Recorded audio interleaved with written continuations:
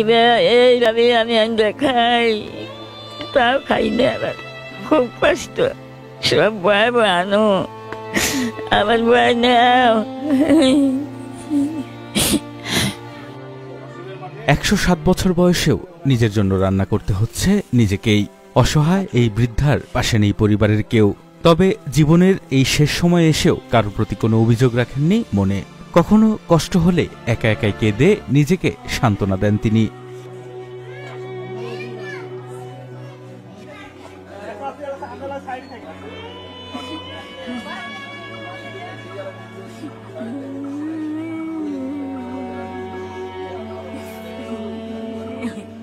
স্বামী পাবি আছে, জোয়ান বয়সে মরে গেছে। ওর তো করতেছি না যে একবার হিরিকের 1 বছর আগে মরে গেছে। তাই আমার বয়স হয়ে গেল, চ্যাংরা বয়সে আসছিলাম। আমি থাকতে বাড়ি আসছিলাম, স্বামী ফুরে গেল। আমাদের দুঃখ, শরীর খেনেই আল্লাহ ভালো, খেনেই মন্দ। এই বড়ি টড়ি ওষুধপাতি খাই, টাকাটা ঠিক মতো থাকে। কি আশা থাকবে বাবা, কি হল? আমার কোনো আশাই নেই। আমার জোয়ান জীবন বাবাই গেলি কিছু না। এই বিছনে পড়ে থাকি, বেটাও নাই, বিটিও নাই, একটা নাতি পুতিও নাই, কেউ নাই। সরাসরি জানবই না, আমার যদি আত্মাটা বাড়া যায়, আমার সরাসরি হি জানবো না। এ জানের ভরসা নাই বাবারে।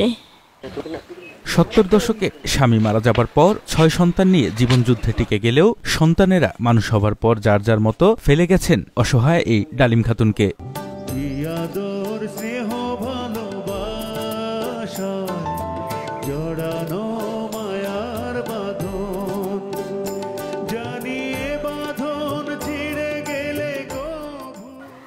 আমার ছেলে মেয়ে আমি 4, একটা মারা গেছে, 3 আছে, আর ছেলে একটা আছে। বহু দূর তো আসতে যে 1 বছর আগে, এই জন্য আসে না।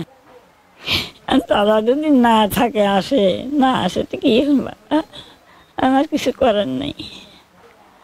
আমাকে আল্লাহ থুয়ে টাকারে যদি ভালোই থাকে, ভালো না ছেলে কি থাকে। ছোটবেলায় নিজের বাবাকে হারিয়ে সৎ বাবার ঘরে বেশি দিন ঠাঁই হয়নি তার। খুব অল্প বয়সেই বিয়ে দেন জসিমউদ্দিন শেখের সাথে। আর তখন থেকেই ঠাঁই হয় সিরাজগঞ্জের উল্লাপাড়া উপজেলার চকনিহাল গ্রামে। সবাই এক শ্রেণী হবো। ঈদের দিন যদি তারা না আসে আমার কাছে, তো আমি কেবল এলাই কাটামি। আমি কিছু তো আরও হয়ে পাম না। সরাসরি আছে টাকারে যদি মন কান্দে একলা দিব, না কান্দে না দিব। কি বলে নিজের তো তরে ভালোছি নেই, তর হইলে খামু কি বেটা হুমকে থাকবো, তরে হইল খামু, হেতু আশা নাই। আমার বিটিরা বেটারা বউরা কেউ আসবো না, যা কি হল এই কথাই কয় খালি।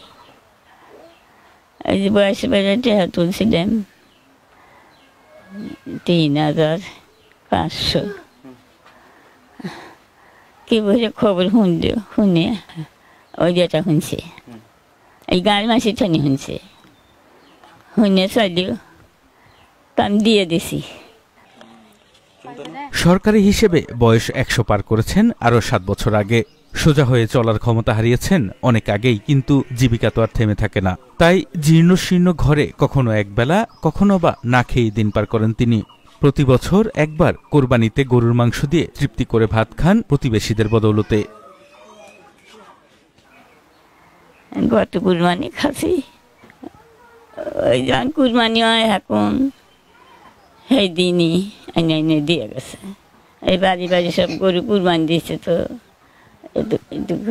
একটুখানি হয়ে হয়ে এনে এনে দিয়ে গেছে। পাক করছি, এখন পাক আনতেও খাচ্ছি না। এরপরে আর করে পাম।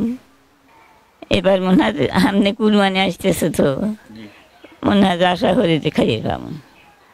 আর যদি আল্লাহ না খেয়ে দেয় তো দইলে বাবারে আমি কি করবো, কষ্টের কথা মনে কষ্টই, জীবন ভরা কষ্টই। স্বামী থাকতে এত কষ্ট আসিল না, স্বামী মরে গেল আর আমার এত কষ্ট। 6 সাল দিয়ে মরে গেল, এই 6 সাল নিয়ে এত মুখে ভরে খুব খাটনি হচ্ছি। 6 সাল দিয়ে মরে গেল, 4 বিটি 2 বেটা। ডালিম খাতুনের এখন এমন ভাগ্য যে মারা গেলে নিজের আপন মানুষের কাঁধে চড়ে কবরে যেতে পারবেন কিনা তাও তার অজানা। আরিফুর রহমান,